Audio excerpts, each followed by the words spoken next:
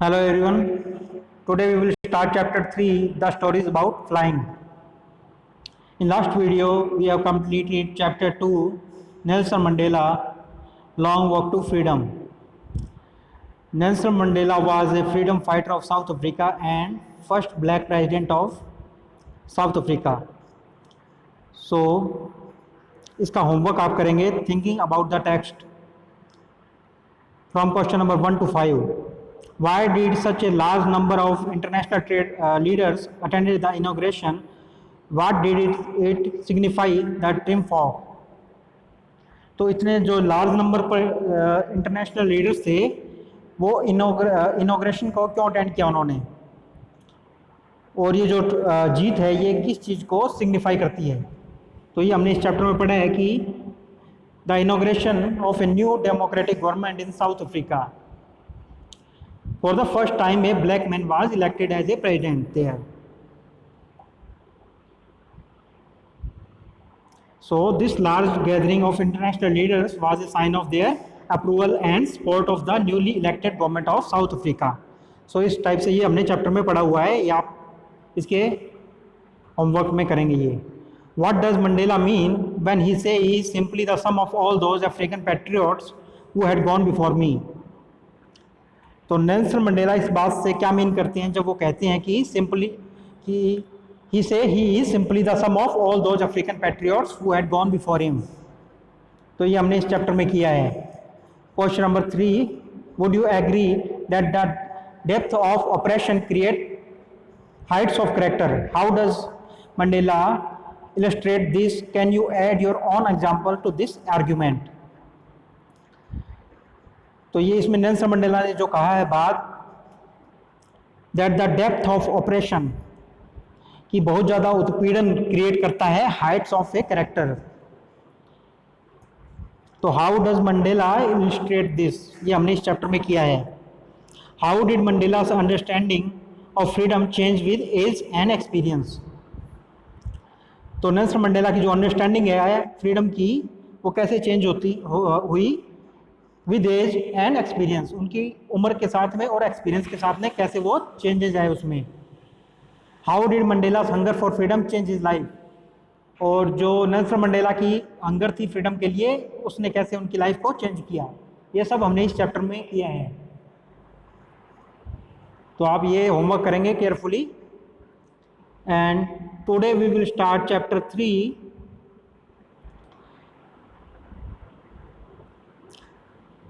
true story about flying. So first part is his first flight. Before you read, since the earliest times humans have dreamed of conquering the skies, here are two stories about flying. तो जो शुरुआती समय है तब से humans have dreamed of conquering the skies. जो मनुष्य है humans, उन्होंने सपना देखा है आसमान को जीतने का, यानी कि आसमान में उड़ने का. Here are two stories about flying. तो ये जो टू स्टोरीज हैं ये फ्लाइंग के बारे में हैं. First story is a young seagull is afraid to fly, how does he conquer his fear.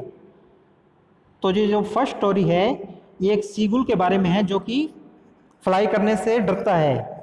How does he conquer his fear, तो वो अपने फियर पर कैसे कॉन्कर करेगा या कैसे जीत हासिल करेगा. तो हम इसका फर्स्ट पार्ट कंटिन्यू करते हैं. His first flight.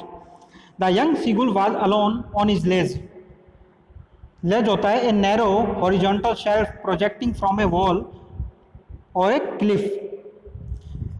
तो जो एक क्लिफ होती है, एक चट्टान या एक पहाड़ी का हिस्सा, उसका एक कोने को लेज कहते हैं. The young seagull was alone on his ledge. तो जो यंग सीगुल था वो अकेला था लेज पे. His two brothers and his sisters had already flown away the day before. तो उसके जो टू ब्रदर्स और सिस्टर थे वो ऑलरेडी उड़ चुके थे, फ्लॉन अवे डे बिफोर, एक दिन पहले ही. He had been afraid to fly with them. अब वो डर गया था उनके साथ उड़ने में.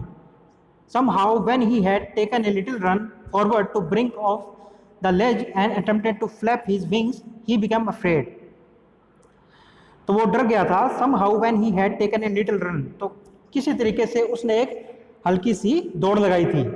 Forward to the brink of the ledge, तो जो ब्रिंक होता है, लेज का ब्रिंक मतलब जो किनारा होता है, तो जो चट्टान के किनारे का जो बिल्कुल किनारे वाला हिस्सा था, he had taken a little run forward to the brink of the ledge, वहां तक उसने एक हल्की सी दौड़ लगाई। and attempted to flap his wings, he became afraid, और उसने अपने पंखों को हल्का सा फड़फड़ाया, पर वो डर गया। he became afraid, the great expanse of sea stretched down beneath, और उसके जो नीचे था, चट्टान के नीचे, वो एक बड़ा सा जो सी होता है, समुद्र, उसका हिस्सा था, समुद्र फैला हुआ था, जैसे आप इस पिक्चर में देख सकते हैं नीचे।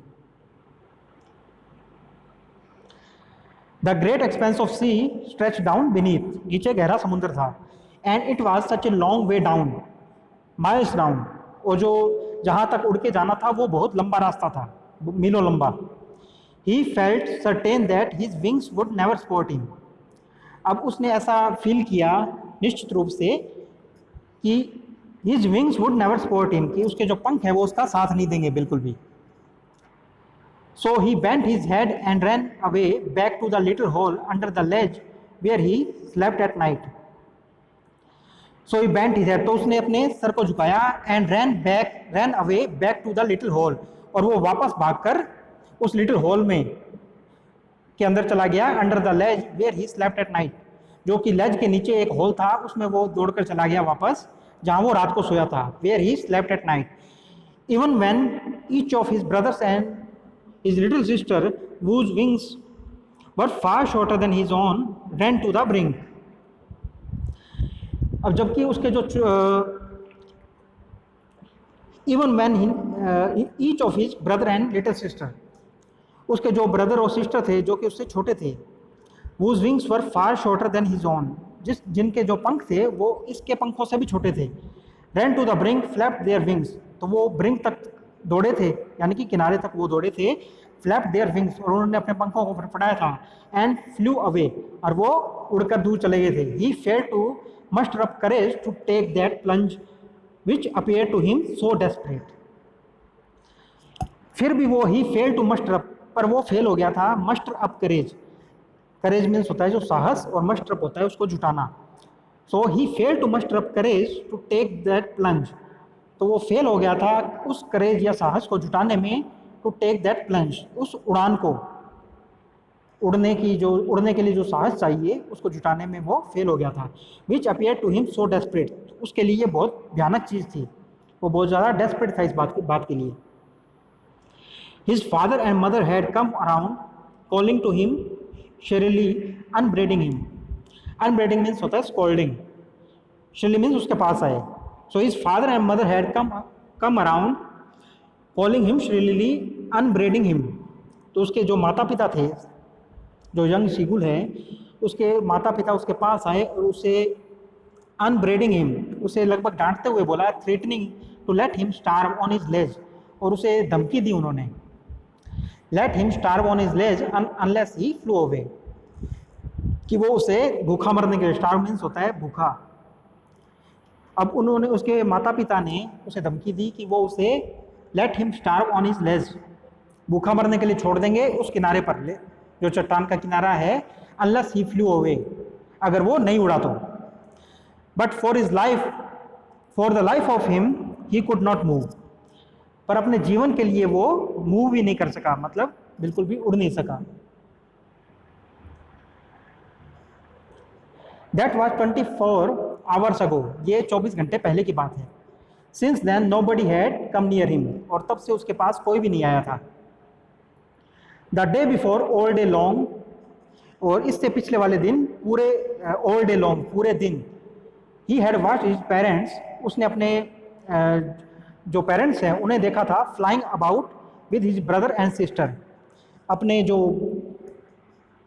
ब्रदर और सिस्टर हैं उनके साथ उड़ते हुए, perfecting them in the art of flight, वो क्या कर रहे थे, उन्हें परफेक्ट कर रहे थे, उन्हें सिखा रहे थे आर्ट ऑफ फ्लाइट, जो उड़ने की कला होती है वो सिखा रहे थे।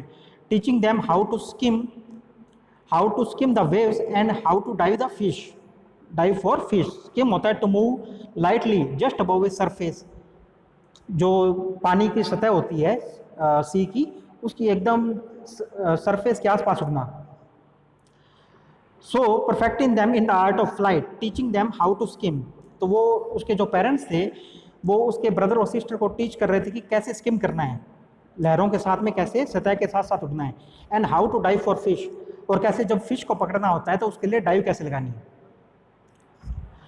तो ये जो यंग सीगुल है ये नहीं उड़ पाया क्योंकि ये हिम्मत नहीं जुटा पाया उड़ने की, जबकि उसके जो ब्रदर और सिस्टर थे वो उससे भी छोटे थे और उनके जो पंख थे वो उसके पंखों से भी छोटे थे।